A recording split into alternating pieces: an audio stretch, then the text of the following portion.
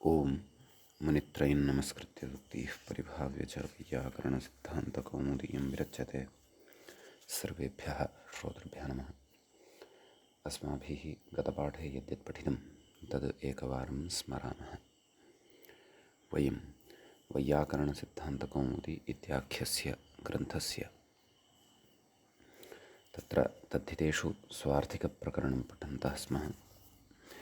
प्रकरणस्यास्य अस्माकं क्रमे तत्र तृतीयः पाठः गतपाठः प्रवृत्तः। अस्मिन् तृतीये पाठे तत्र वयं सर्वादौ तत्र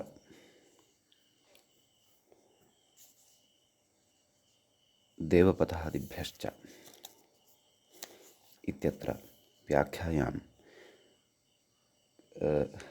नैव तन्न अग्रे सः तु विगतपाठस्य विषयः।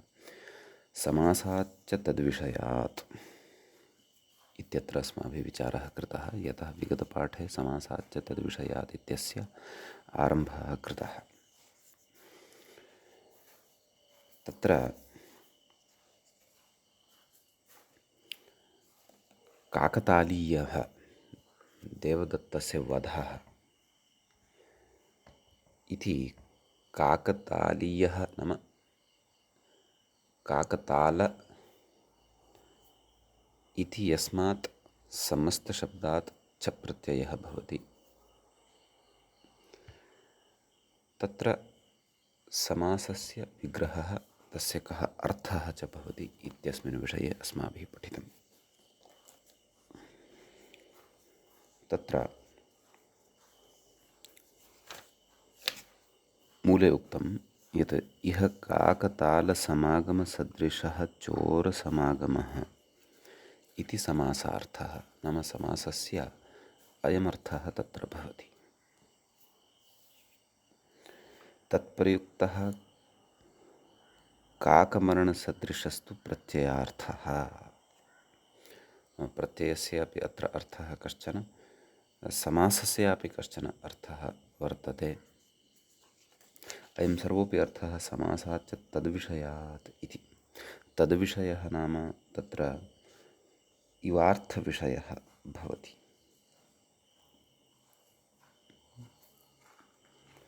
अतएव इवार्थविषयात् समासाच्छः प्रत्ययः भवति। इवार्थविषयः यदि अपेक्षितः तर्हि तत्र काकगमनम् इव तालपतनम् इव काकतालम् इति एवं रीत्या अत्र समासस्य विग्रहः कर्तव्यः भवति। अतः एतादृश अर्थोपेतात् समासपदात् एव तत्र च प्रत्ययः भवितुमर्हति। काकतालीय इति रूपं च सिद्ध्यति।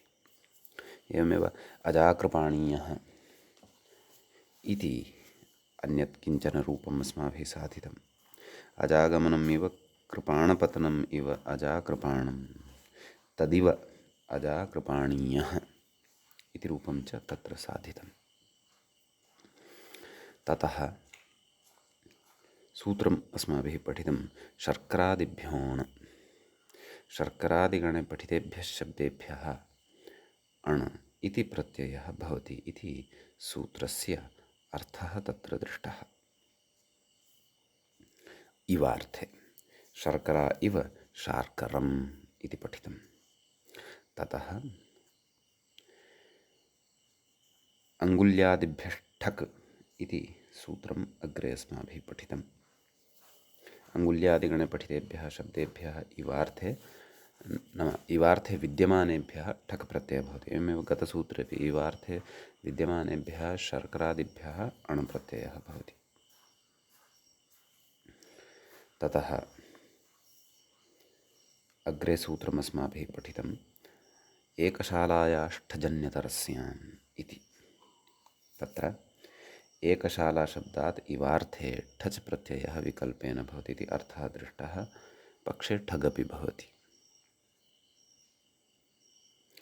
ठकः तु अनुवर्तनम् अङ्गुल्यादिभ्यष्ठक् इत्यतः भवति।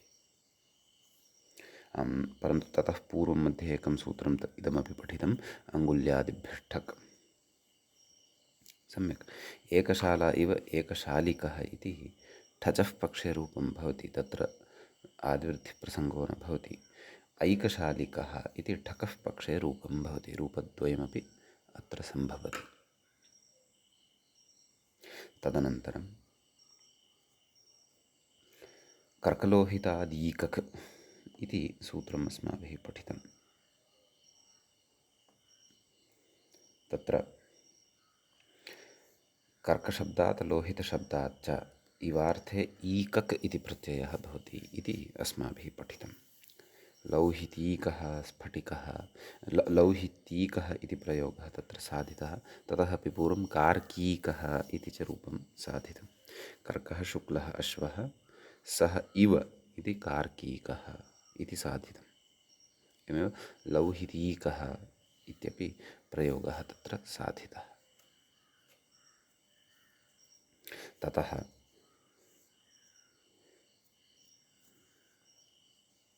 तत्र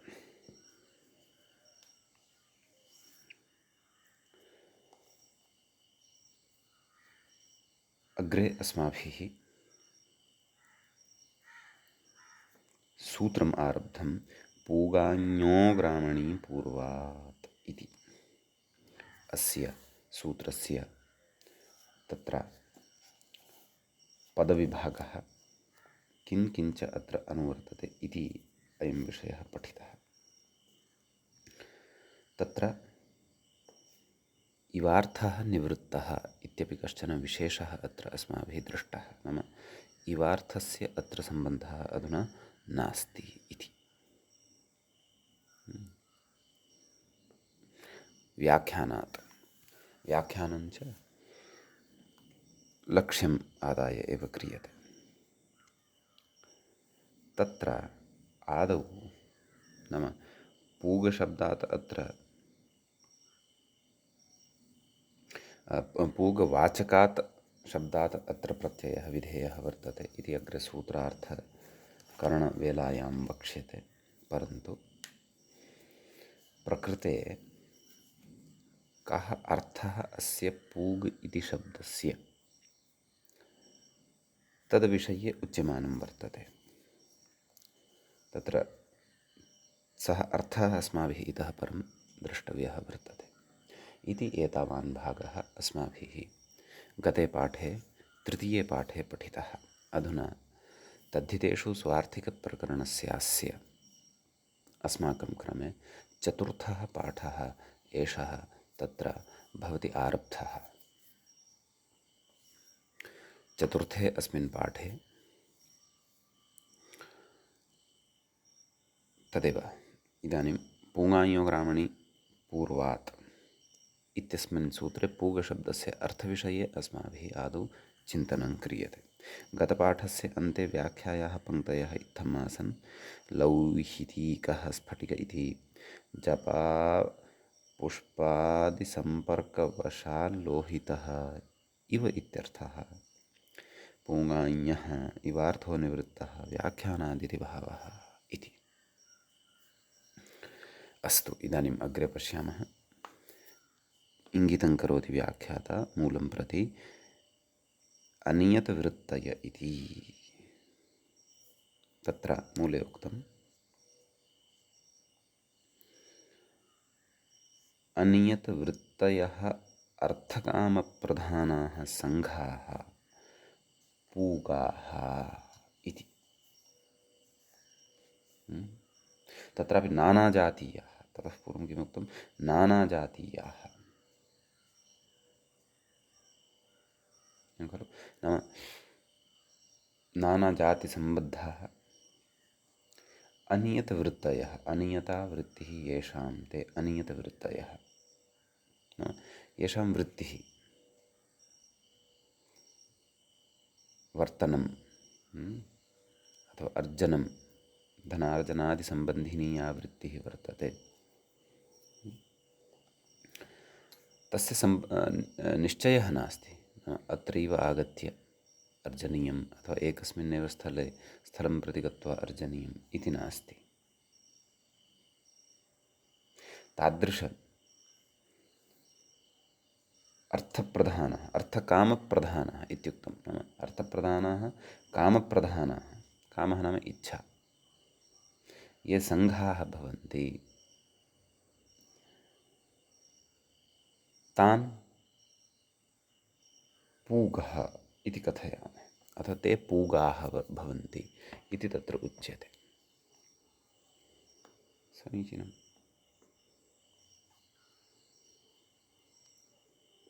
कथयति अग्रे, तद्वाचकादिति।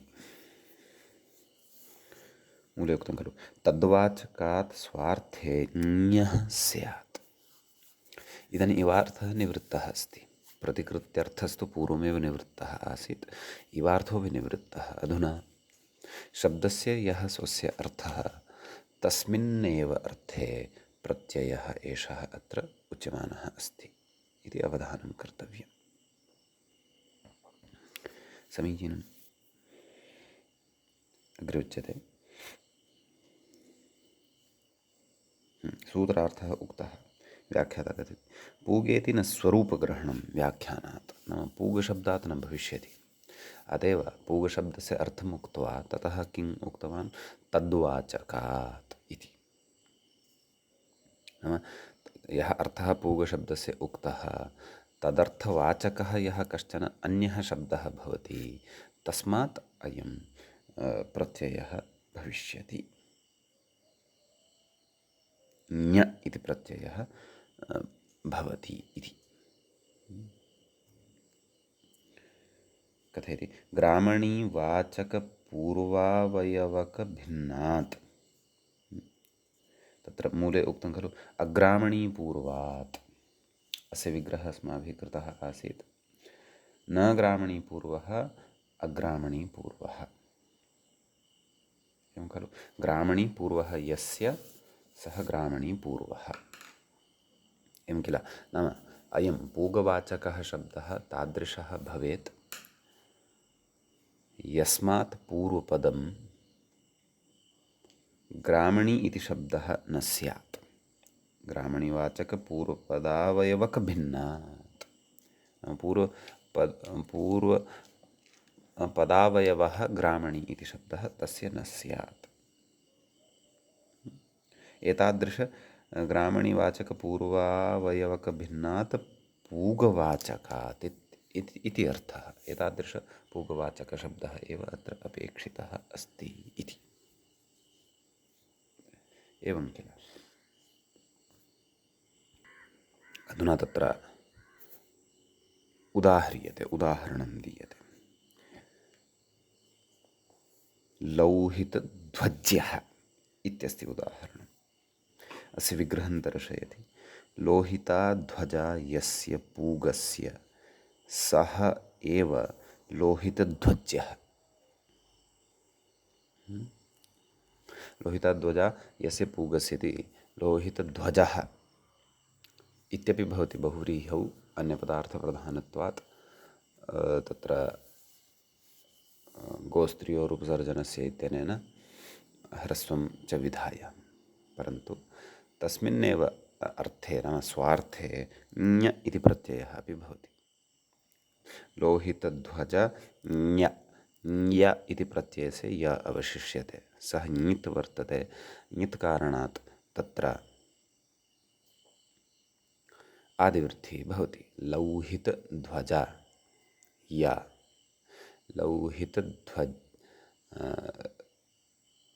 ध्वज्य, एवं खलु। लौहितध्वज य, यस्य इत्यनेन अकारलोपः, लौहितध्वज य, लौहितध्वज्य इति सिद्ध्यति। समीचीनम्। इति कश्चन विशेषः अत्र भवति। इदानीं तत्र एतत् सूत्रपठनसमनन्तरम् अग्रिमं सूत्रम् अत्र अस्माभिः पठनीयं वर्तते। यद्यपि अत्र क्रमे तु अग्रे तत्र सूत्रं कर्कलोहितादि नैव पूगायो ग्रामणि पूर्वात् इति पठितं खलु। आयुधजीविसङ्घाण्यडे इति पठिष्यते, परन्तु इतः पूर्वं तत्र अस्माभिः प्राक्तनप्रकरणे तत्र गोत्रे कुञ्जादिभ्यश्च फैन् इत्यत्र सूत्रं पठितम् आसीत्, व्रातच्फयोरस्त्रियाम् इति। तत्सूत्रम् अत्र प्रकरणवशात् पुनः स्मारयन्नस्ति। अतः तद् अधुना वयम् अत्र पठिष्यामः, नाम तत् स्मरामः, स्मृत्वा तस्य तद्विषये अत्र ज्ञास्यामः। तत्र व्रातच्फयोरस्त्रियाम् इति भवन्तः स्मरेयुः। अपत्याधिकारप्रकरणे इदं सूत्रम् अस्माभिः तत्र पठितम् आसीत्। तत्र तदेव कथयन् अस्ति व्याख्याता, इदं सूत्रं गोत्रे कुञ्जादिभ्यश्च फैन् इत्यत्र प्रसङ्गात् उपादाय व्याख्यातम्। उपादाय नाम गृहीत्वा, प्रसङ्गात् तत्र गृहीत्वा व्याख्यातम्। भवन्तः स्मरेयुः। व्रातच् फयो, तत्र आदौ सूत्रं पठितं किं, गोत्रे कुञ्जादिभ्यश्च फैन् इति। तदनन्तरं तत्र व्रातच् फयोरस्त्रियां, कः अस्य अर्थः तत्र अस्माभिः दृष्टः। तत्र व्रातवाचिभ्यः स्फयन्तेभ्यश्च स्वार्थे ञः स्यात् इति, न तु स्त्रियाम् इति अर्थः पठितः। तत्र व्रातवाचकेभ्यः तु अस्माभिः उदाहरणं न दृष्टं, तत्र स्फयः प्रसङ्गः आसीत्, यतोहि गोत्रार्थे कुञ्जादिभ्यः स्फञ् प्रत्ययः भवति इति तत्र अस्माभिः पठितम्।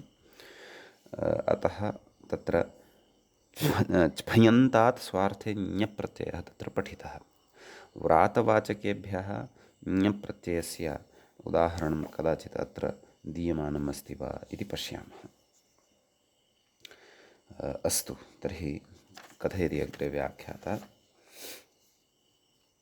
किं कथयति चेत्,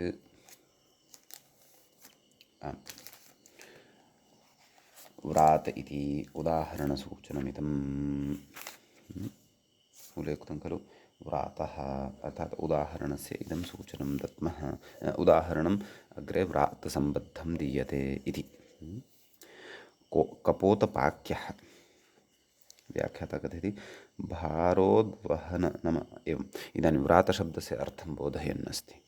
एवञ्च व्रातच्फयोरस्त्रियाम् इति सूत्रं पूर्णतया अधुना अवगतं भविष्यति अस्माभिः। तत्र तु प्रसङ्गवशात् किञ्चित् स्फयन्तात् स्वार्थज्ञप्रत्ययः भवति इति एतदर्थमेव इदं सूत्रं किञ्चिदिव गृहीतं। समीचीनं। कथयति तत्र व्रातः नाम कः, कथयति, शरीरायासजीवनात् नानाजातीयानाम् अनियतवृत्तीनां सङ्घः व्रातः इति। एवं किल, नाम तत्र शरीरस्य आयासकारणात् जीवनं ये कुर्वन्ति, आयासं नाम, आयासो नाम कष्टं, कष्टं दृष्ट्वा, दारिद्र्यं दृष्ट्वा इत्यादिकं। शरीरायासजीवनात् नानाजातीयानाम् अनियतवृत्तीनां सङ्घः, जातीयाः जनाः ये वर्तन्ते तेषां यः सङ्घः नाम समूहः, तेषां वृत्तिः अपि नियता नास्ति। एकत्र क्वचित् सम्यक् वृत्तिर्वर्तते तत्रैव अर्जनीयम् इति नास्ति। तेषां सङ्घः व्रातः इत्युच्यते। एवं खलु। व्रातशब्दं बोधयित्वा उदाहरणम् उपस्थापयति व्याख्याता। अधुना कापोतपाक्यः इति अस्ति खलु। कथं विग्रहः कथयति कपोतान् अर्थात् पक्षिविशेषान् प्रसिद्धः पक्षिः कपोतः अस्माभिः ज्ञायते एव भक्षणाय पचति इति कपोतपाकः एवं किल सः एव कपोतपाक्यः एवं किल कपोतान् पचति इति कपोतपाकः अत्र कर्तरिघञ् प्रत्ययः स्यात् इति मया अनुमीयते यदि उपपदसमासः कर्तव्यः व्याख्यात्रा उक्तरीत्या यदि विग्रहः कर्तव्यः अथवा कपोतानां पाकः येषाम् अथवा येषु ते कपोतपाकाः ते एव कपोतपाक्याः एवं किल ते एव कपोतपाक्याः भवन्ति कपोतपाक इति शब्दात् तत्र तदेव स्वार्थे ञप्रत्यये सति कपोतपाक य आदिवृद्धिः भविष्यति कापोतपाक य यस्यति च इत्यनेन तत्र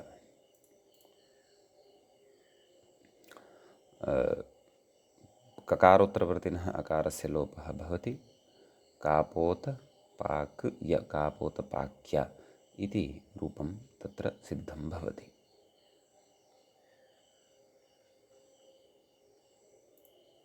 एवं किल बहुवचने कापोतपाक्यः अथवा कापोतपाक्याः इति च रूपं तत्र अस्माभिः साधनीयं भवति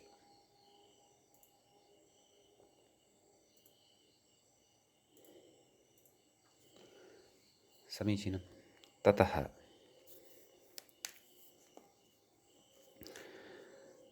पचेः कर्तृघञ् ओह कथयन्नेव अस्ति खलु सत्यं व्याख्यातुः अयं विग्रहः यः तेन उक्तः सः तस्य सिद्धिं कथयति पचेः कर्तृघञ् कर्तृघञ् विधानं कृत्सु पठिष्यते अग्रे चजोः कुघ्ण्यतोः इति कुत्वं नाम पच घ पच अ चकारस्य स्थाने ककारः एतेन सूत्रेण पक् अपि च उपधः वृद्धिरपि भवति पाक अपाका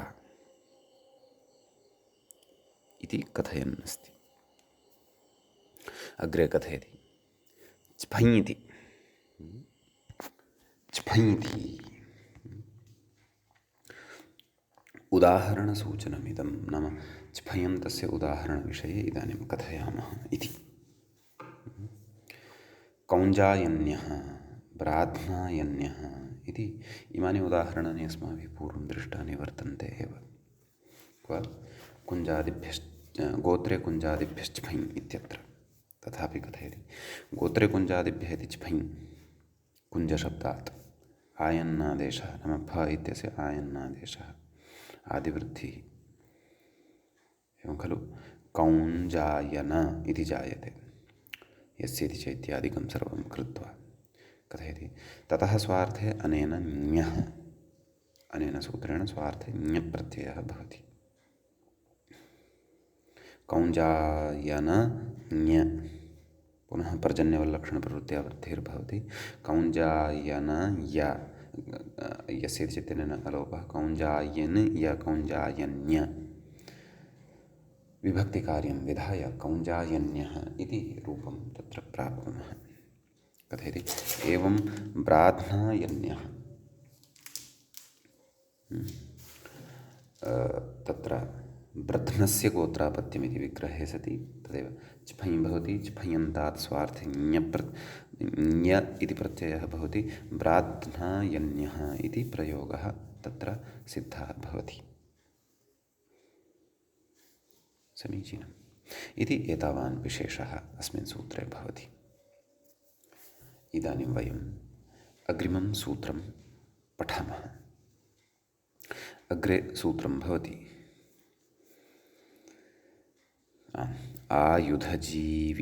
आयुधजीविसङ्घाण्यड्बाहिकेष्वब्राह्मणराजन्यात्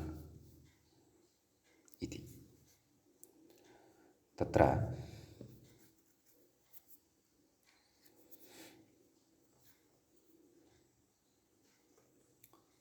सूत्रस्य पदच्छेदः आदौ द्रष्टव्यः। तत्र प्रथमं पदं भवति आयुधजीविसङ्घात्। पञ्चम्यन्तमिदं पदं भवति, पञ्चमी विभक्तेः एकवचनान्तं भवति। द्वितीयं पदं भवति ञट्।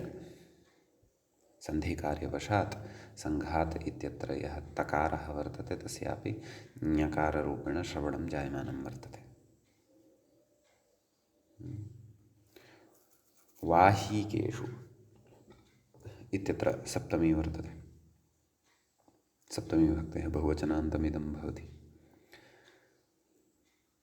अब्राह्मणराजन्यात् इति अग्रिमं पदम्, अन्तिमं पदम् इदमपि पञ्चम्यन्तं भवति, पञ्चमी विभक्तेः एकवचनान्तमिदं भवति। एवं किल। आयुधैः जीवन्ति ये ते आयुधजीविनः।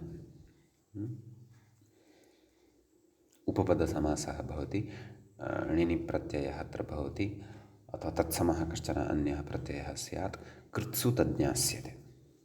समीचीनम्।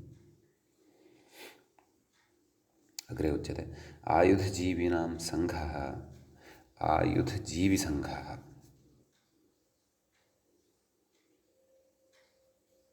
तस्मात् आयुधजीविसङ्घात्। सङ्घः नाम समूहः। षष्ठीतत्पुरुषसमासो भवति।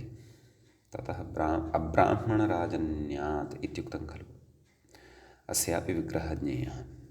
ब्राह्मणश्च राजन्यश्च ब्राह्मणराजन्यं। तस्मात् ब्राह्मणराजन्यम् इति जातं खलु, समाहारद्वन्द्वः। ततः न ब्राह्मणराजन्यम् अब्राह्मणराजन्यम् इत्येवं विग्रहः कर्तव्यः। तस्मात् अब्राह्मणराजन्यात् इति।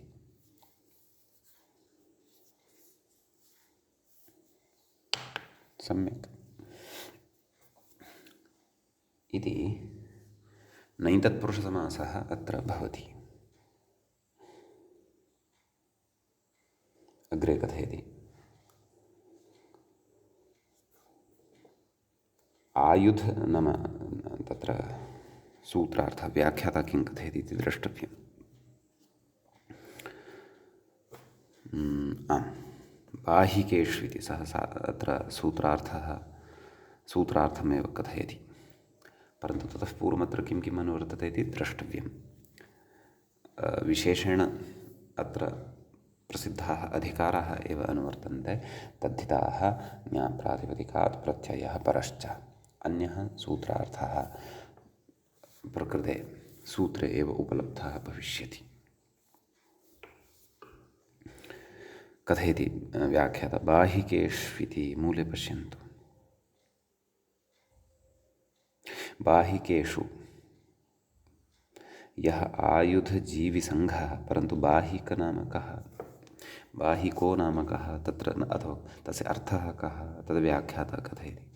बाहिकग्रामविशेषेषु इत्यर्थः। नाम केचन ग्रामाः वर्तन्ते, तेषां ग्रामाणाम् एषा काचित् संज्ञा, बाहिकग्रामाः एते वर्तन्ते। यथा सौवीरग्रामाः पूर्वं पठिताः खलु अस्माभिः, अथवा सौवीरसम्बद्धजनपदाः, सौवीरसम्बद्धाः क्षेत्रविशेषाः, तद्वत् अत्रापि वर्तते। कथयति यः आयुधजीविसङ्घः नाम बाहिकेषु विद्यते यः आयुधजीविसङ्घः, तद्वाचिनः स्वार्थे ञट् प्रत्ययः भवति। एवं किल। परन्तु ब्राह्मणजातीयाः अथवा राजन्यजातीयाः ते न भवेयुः। नाम ब्राह्मणत्वम् अथवा राजन्यत्वं तेषु न स्यात् इति भावः। सः प्रतिषेधः अग्रे नाम प्रत्युदाहरणेषु स्पष्टः भविष्यति। एवं किल। उदाह्रियते क्षौद्रक्यः इति। क्षौद्रक्यः, मालव्यः, क्षौद्रकी। परन्तु आदौ क्षौद्रक्यः इति रूपम् एकं साधयामः।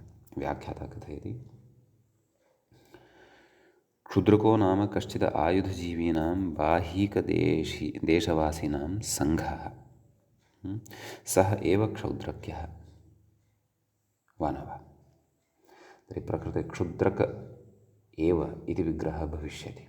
प्रथमान्तात् आयुधजीविसङ्घान्यड्बाहिकेष्वब्राह्मणराजन्यात् इत्यनेन सूत्रेण ञट् इति प्रत्ययः भवति। ञटः य अवशिष्यते, आदिवृद्धिः भवति। क्षौद्रक य यस्य चैतन्येन अकारलोपः भवति। क्षौद्रक्य सुप्रत्ययः सस्य ऋत्वविसर्गे सति पुंलिङ्गे प्रथमाविभक्तेः एकवचने क्षौद्रक्यः इति प्रयोगः सिद्धः भवति। समीचीनं। ततः अग्रे कथयति, मालव्य इति।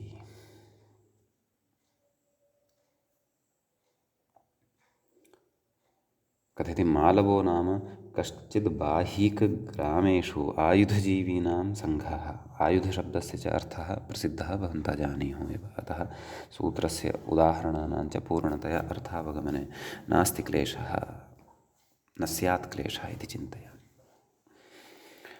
समीचीनं। सः एव क्षौद्रक्यः, क्षुद्रकः एव क्षौद्रक्यः। अत्रापि क्षुद्रक इति शब्दात् ञट् इति प्रत्ययः भवति। आदिवृद्ध्यादिकं कृत्वा क्षौद्रक्यः इति प्रयोगः सिद्धः भवति। क्षन्तव्यः, मालव्यः इति खलु अधुना साधनीयम्। एवं मालवः एव इत्यस्मिन् अर्थे ञटि सति आदिवृद्ध्यादिकं विधाय मालव्यः इति प्रयोगः सिद्धः भवति। एवं किल। अग्रे कथयति, टित्वात् ङीपिति। नाम ञटः टित्करणं कुतः? ङीप् भवतु एतदर्थम्। एवं किल।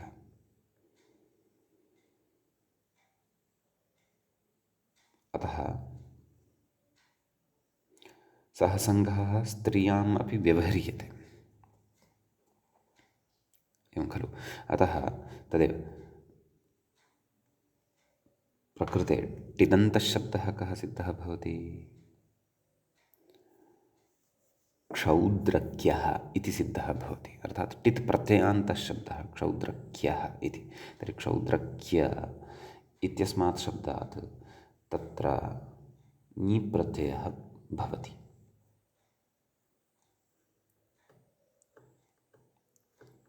एवं खलु। ञटः ञडन्तस्तु क्षौद्रक्य इत्येव लप्स्यते, परन्तु ङीपि परतः यस्य चैतन्येन अकारलोपः भवति। क्षौद्रक य इ, तदनन्तरं हलस्तद्धितस्य इत्यनेन यकारस्यापि लोपः भवति। क्षौद्रक इ, क्षौद्रकी, सुप्रत्ययः हल्ङ्यादिनाथस्य लोपः, क्षौद्रकी इति च रूपं तत्र सिद्धं भवति। सम्यक्। अग्रे कथयति, एवञ्च अस्त्रियाम् इति नात्र सम्बध्यते इति भावः। अस्त्रियां नाम व्रातच्फयोरस्त्रियां यच्च अपत्याधिकारे सूत्रं प्रसङ्गवशात् व्याख्यातं, तस्य सम्बन्धः अत्र नास्ति इति। एवं खलु। अग्रे व्याख्याता तद्विशेषयति इति इङ्गितं करोति। सः विषयः अग्रे आगमिष्यति, परन्तु ततः पूर्वं कानिचन प्रत्युदाहरणानि अथवा दलप्रयोजनानि उच्यमानानि सन्ति ग्रन्थकारेण। कथयति, आयुध इति किं, मल्लाः इति। एवं खलु। तत्र आयुधजीविनः यदि भवन्ति तर्हि एव, अन्यथा न। वानवः प्रकारान्तरेण ते जीविनः भवन्ति यदि, अथवा जीवन्ति यदि, तेषां च समूहः यदि भवति तर्हि तु अयं ञट् न भवति, मल्लाः इति भवति। तर्हि मल्ल एव अथवा मल्लाः एव इति विग्रहे सति एषः प्रत्ययः यः उक्तः सः न भवति। तर्हि मल्लाः तावदेव। तस्य यः स्वकीयः अर्थः वर्तते सः तेन प्रकटयिष्यते प्रत्ययं विनापि। एवं खलु। तदनन्तरम् उच्यते सङ्घः इति किं? सम्राट्। एवं खलु। सङ्घः इत्युक्तम्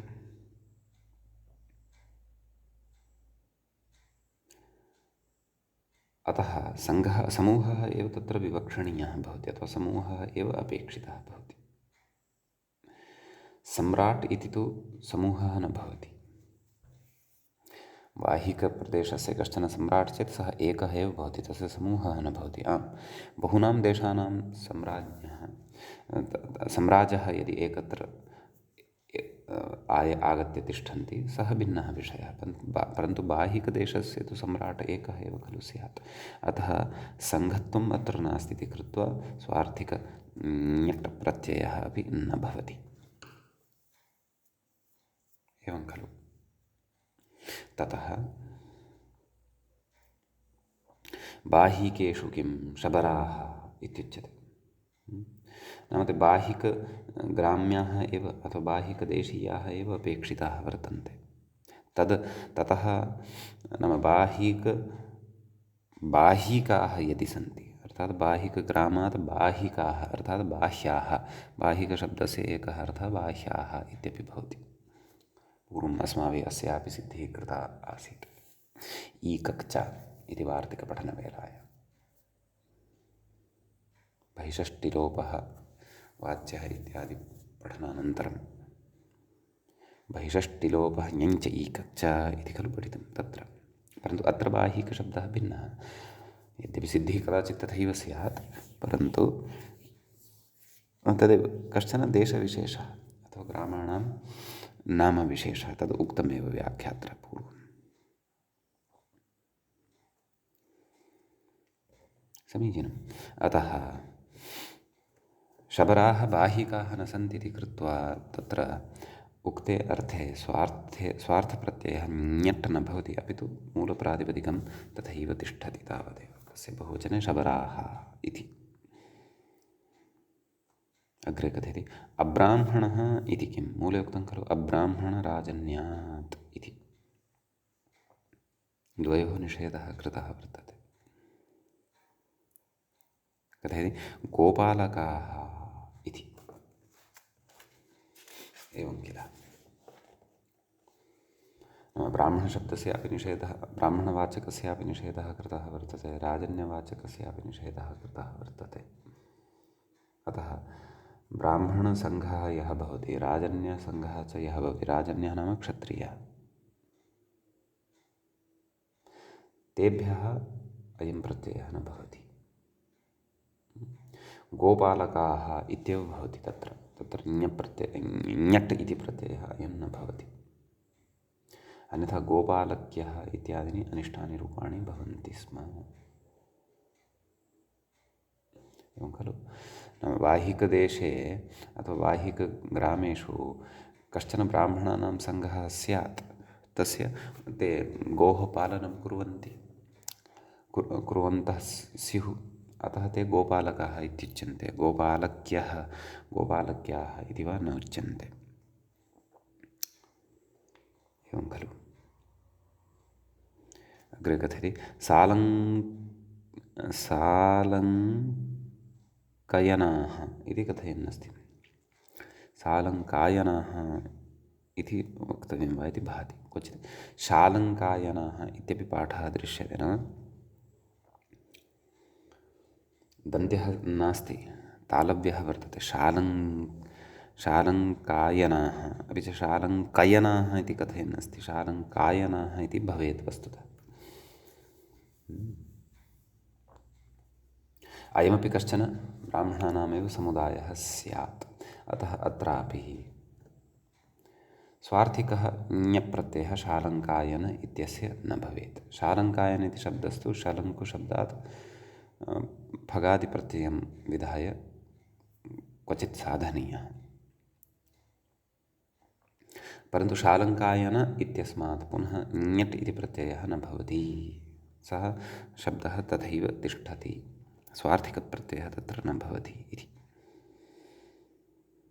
अग्रे कथयति ब्राह्मणे तद्विशेषग्रहणम् इति। नाम ब्राह्मणशब्दात् ब्राह्मणविशेषः अत्र कश्चन ग्राह्यः, अर्थात् ब्राह्मणार्थे विद्यमानः केचन ग्राह्याः इति भावः। कुतः व्याख्यानादिति भावः, नाम ब्राह्मणशब्दः न अत्र ग्राह्यः। राजन्यस्वरूपग्रहणं, परन्तु राजन्यशब्दस्य तु स्वस्य एव स्वरूपं ग्राह्यम्, अतः तत्र राजन्याः राजन्यः इत्येव प्रयोगः भवति। राजन्यशब्दात् पुनः ञट् न भवति इति। कुतः कथयति व्याख्यानादिति भावः, नाम एवं प्रयोगान् दृष्ट्वा तथा व्याख्यायते, अतः समीचीनम् इत्यस्ति कश्चन विशेषः अस्मिन् सूत्रे।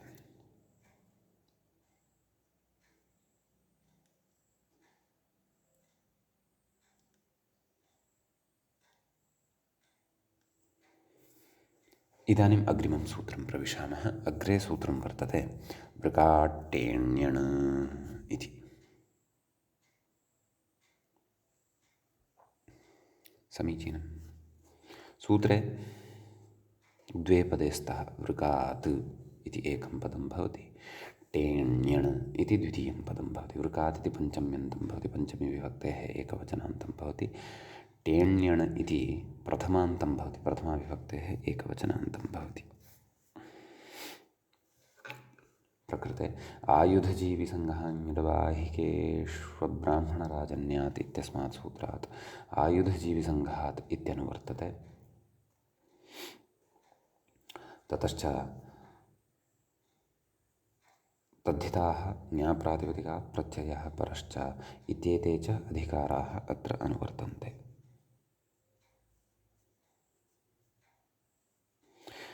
सूत्रार्थः ज्ञातव्यः।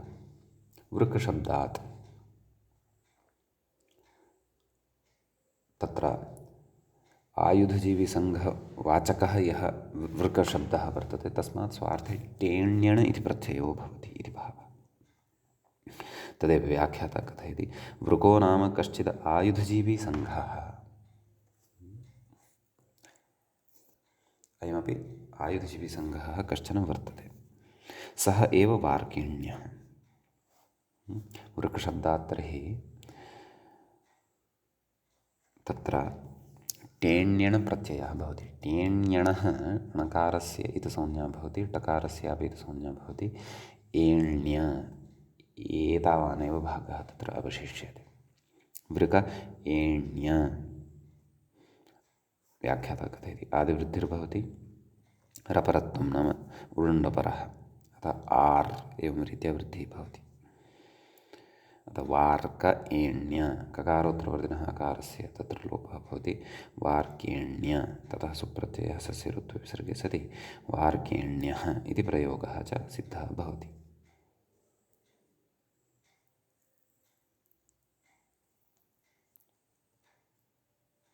ततः रूपं सिद्धम्। अग्रे कथयति आयुध इति किं नाम प्रत्युदाहरणं प्रस्तौति। जातिविशेषान् मा भूत् इति अग्रे कथयति वृको नाम कश्चिन् मनुष्यखादी चतुष्पात् जातिविशेषः प्रसिद्धः तस्मान्नेत्यर्थः। पश्यन्तु, चतुष्पाद् विशेषः नाम कश्चन पशुः वर्तते, अतीव तस्य दुष्टं कर्म वर्तते, मनुष्यान् एव खादति सः। मनुष्यान् खादितुं शीलं यस्य सः मनुष्यखादी।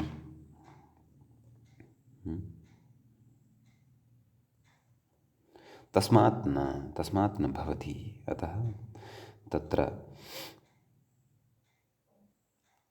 आयुधजीविनः इति एव तत्र उक्तं, तस्यैव अनुवर्तनम् अत्रापि स्वीकृतं।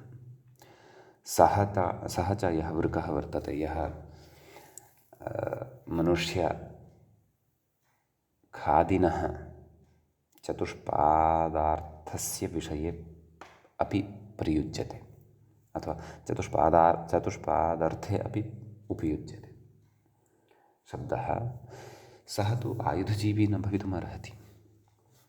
नाम तस्मिन्नेव आयुधानि वर्तन्ते, परन्तु पृथक्तया आयुधमत्र विवक्षितं।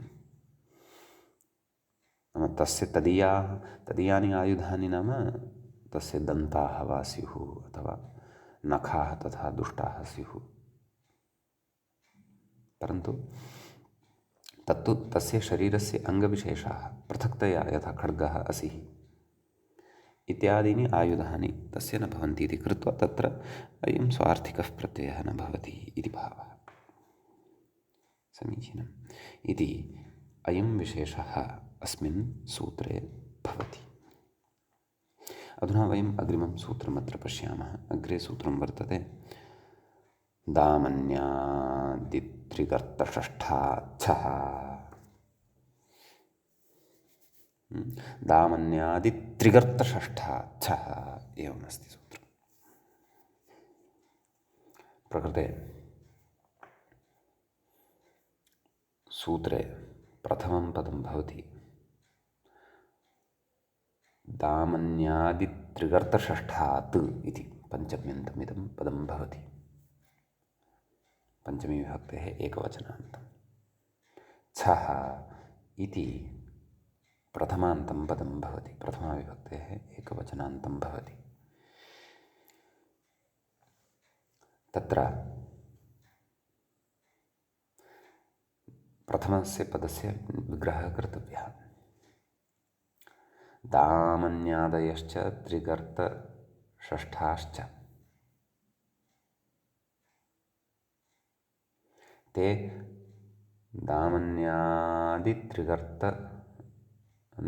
दामन्यादयश्च त्रिगर्तषष्ठाश्च दामन्यादित्रिगर्तषष्ठं समाहारद्वन्द्वः वर्तते। समाहारद्वन्द्वात् प्रकृते पञ्चमी भवति। तर्हि दामन्यादि इति यत् पूर्वपदं वर्तते, विग्रहे दामन्यादयः इति यदेकं पदम् उक्तं, तत्रापि विग्रहः ज्ञेयः। अतः तत्रापि समासः वर्तते। कथं विग्रहः? दामनिः आदिः येषां ते दामन्यादयः, बहुव्रीहिः भवति। त्रिगर्तः षष्ठः येषां ते त्रिगर्तषष्ठाः, उभयत्रापि बहुव्रीहिः वर्तते। बहुव्रीहि गर्भसमाहारद्वन्द्वसमासः अत्र भवति। व्याख्याता तदेव व्याख्यात्र एव विग्रहः प्रदर्श्यमानः वर्तते।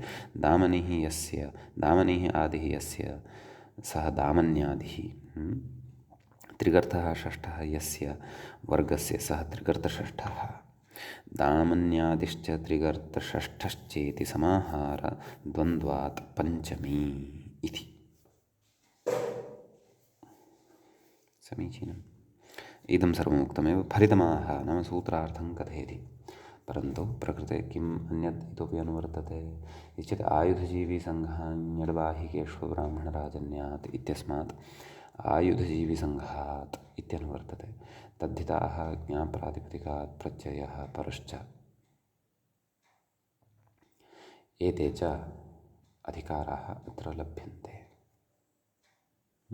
व्याख्याता कथयति दामन्यादिभ्यस्त्रिगर्तषष्ठिभ्यश्चेति। मूले पश्यामः, सूत्रार्थं पश्यामः। तु दामन्यादिभ्यः त्रिगर्तषष्ठ्येभ्यः आयुधजीविसङ्घवाचिभ्यः स्वार्थे छः स्यात्। स्वार्थे च प्रत्ययो भवति इति।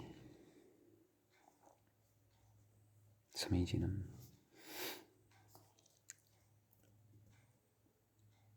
व्याख्याता कथयति आयुधजीविनां हि षड्वर्गाः, तत्र षष्ठः त्रिगर्तः वर्गः, तेभ्यः षड्वर्गेभ्यः इति यावत् के ते त्रिगर्तषष्ठाः इत्यत आहुरिति।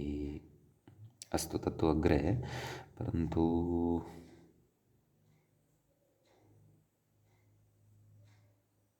आं प्रकृते नाम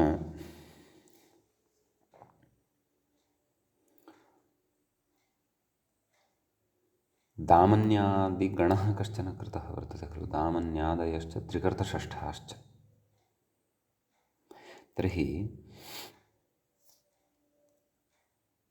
दामन्यादिषु दामन्यादि कश्चन गणः इत्येव खलु स्यात्। सत्यं गणः वर्तते, तत्र पाठः, गणपाठमादौ पश्यामः, पुनः आगच्छामः त्रिकर्तषष्ठं प्रति। अत्र ये ये शब्दाः सन्ति इति गणपाठं पठामि। दामनी, औलपी, बैजवापी, औदकी, औदङ्की, अच्युतन्ती, आच्युतन्ती, अच्युतदन्ती, आच्युतदन्ती, शाकुन्तकी, आकिदन्ती, औडवी, काकदन्तकी, शात्रुन्तपी, सार्वसेनी, बिन्दु, बैन्दवी, तुलभा, मौञ्जायनी, काकन्दी, सावित्री इति एते शब्दाः अत्र वर्तन्ते।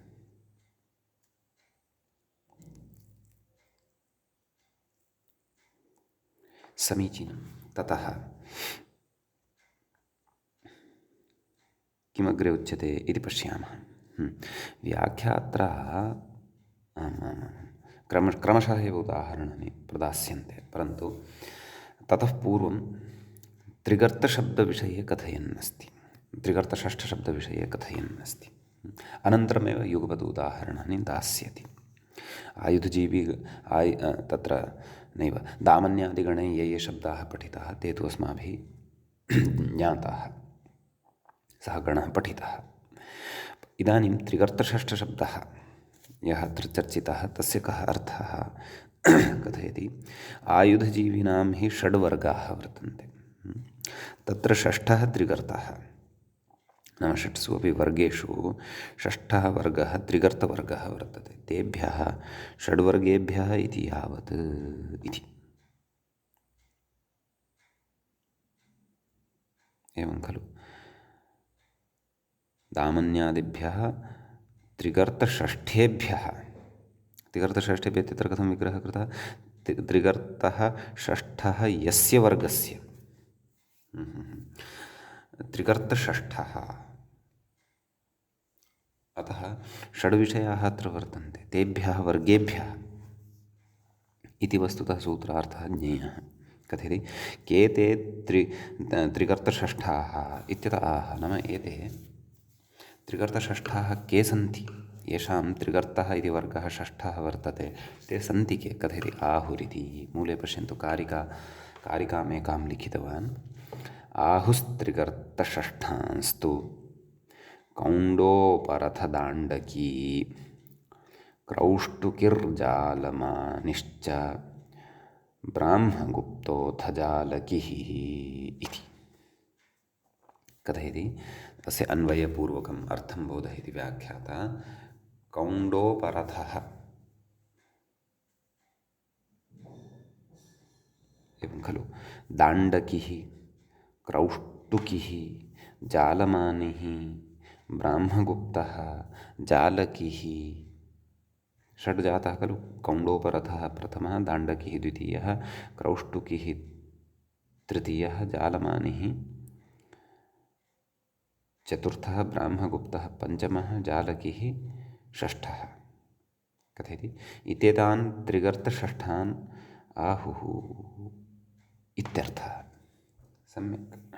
इदानीं भवन्तः चिन्तयेयुः, तर्हि अत्र येषु षट्सु षष्ठः त्रिगर्तः न दृश्यते खलु इत्येतत् तं भ्रमं वारयति अग्रे। किं कथयति पश्यन्तु। जालकिः इति त्रिगर्तस्य नामान्तरं।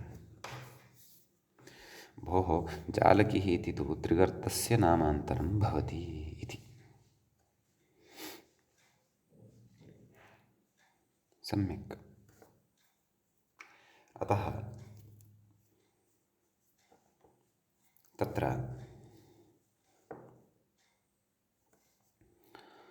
अग्रे कथयति एतेषु षट्सु कौण्डोपरथब्राह्मगुप्तशब्दौ शिवाद्यणन्तौ नाम कौण्डोपरथ इति शब्दः यः सिद्धः वर्तते, ब्राह्मगुप्त यः च शब्दः सिद्धः वर्तते, तत्र अणप्रत्ययः शिवादिभ्योऽण् इति यदस्माभिः पठितं तद्गणे अनयोः नाम तत्र कुण्डोपरथ इति शब्दः स्यात्, तत्र अणि सति कौण्डोपरथ इति शब्दः लब्धः। एवमेव ब्रह्मगुप्त इति शब्दः स्यात्, अणि सति ब्राह्मगुप्तः इति अर्थः लब्धः। स च अयं विषयः अपत्याधिकारस्थः भवति इति अस्माभिः तत्र दृष्टं। कथयति शेषः इयन्तः नाम दाण्डकिः, क्रौष्टुकिः, जालमानिः, जालकिः एते शब्दाः तत्रैव इयन्ताः वर्तन्ते। सम्यक् इति त्रिगर्तषष्ठाः के भवन्ति तेषामपि अर्थः बोधितः। उदाहरणानि तु इदानीं क्रमशः उपस्थापयिष्यन्ते। सर्वादौ तत्र दामन्यादिगणे पठितम् उदाहरणं प्रस्तौति। कथयति दामनीयः इति, कथयति दामनिरेव दामनीयः इति। दामनिशब्दः तत्र प्रथमशब्दः अस्माभिः पठितः खलु दामन्यादिगणस्य, अतः दामनिरेव दामनीयः। तत्र दामनि नाम स्वार्थे अयं छ प्रत्ययः खलु, अतः दामनि इत्यस्मात् छ प्रत्ययः, ईयादेशः दामन ईया दामनीय सुप्रत्ययः सस्य ऋत्वविसर्गे सति दामनीयः इति प्रयोगः सिद्धः भवति। सम्यक् दामनीयौ दामनयः इति द्विवचनस्य बहुवचनस्य चापि तत्र उदाहरणं दत्तवान्। नाम किं नास्ति अत्र स्वार्थे प्रत्ययः भवति तावदेव। एवं किल। ततः औलपि इत्यस्ति अग्रे द्वितीयः शब्दः भवति औलपि। कथयति प्रकृतिदर्शनम् इदं। तत्र मम पुस्तके किञ्चित् पाठः भ्रष्टः अस्ति, लुप्तः वर्तते, अतः तत्र इदम् इत्थं भवन्तः अवगच्छन्तु। प्रकृतिदर्शनमिदं नाम औलपि इति शब्दः द्वितीयः वर्तते दामन्यादिगणे, ततः अपि स्वार्थे च प्रत्यये सति औलपीयः इति प्रयोगः सिद्ध्यति इति भावः। तदेव कथयन्नस्ति औलपीय इति, औलपीशब्दात् स्वार्थे छः इति। सम्यक् अग्रे कथयति गर्तेति नैव त्रिगर्तेति। कथयति त्रिगर्तषष्ठानाम् उदाहरणसूचनं नाम तेषाम् उदाहरणमिदं वर्तते इति। उदाहरणद्वयं ददाति, अन्यानि उदाहरणानि तु स्वयमेव साधयितुं शक्यन्ते। किं कथयति कौण्डोपरथीय इति मूले उदाहरणं दत्तं खलु। कथयति कौण्डोपरथशब्दात् स्वार्थे छः, कौण्डोपरथ एव कौण्डोपरथीयः इति। एवमेव दाण्डकीयः, दाण्डकीशब्दात् स्वार्थे छः नाम दाण्डकिरेव दाण्डकीयः। एवमेव क्रौष्टुकी एव क्रौष्टुकीयः, जालमानिरेव जालमानीयः, ब्राह्मगुप्तः एव ब्राह्मगुप्तीयः, जालकिः एव जालकीयः इत्यप्युदाहार्यम्। इमानि अपि उदाहरणानि अत्र द्रष्टव्यानि इति एतावान् विशेषः अस्मिन् सूत्रे भवति। अद्यतनपाठः अत्रैव उपसंह्रियते। मुनित्रयं नमस्कृत्य तदुक्तिः परिभाव्य च वैयाकरणसिद्धान्तकौमुदीयं विरच्यते। एवञ्च तद्धितेषु स्वार्थिकप्रकरणस्यास्य अस्माकं क्रमे तत्र चतुर्थः एषः पाठः सम्पन्नतां गतः। अग्रिमं सूत्रमादाय अग्रिमे पाठे उपस्थिताः भविष्यामः। नमः सर्वेभ्यः श्रोतृभ्यः।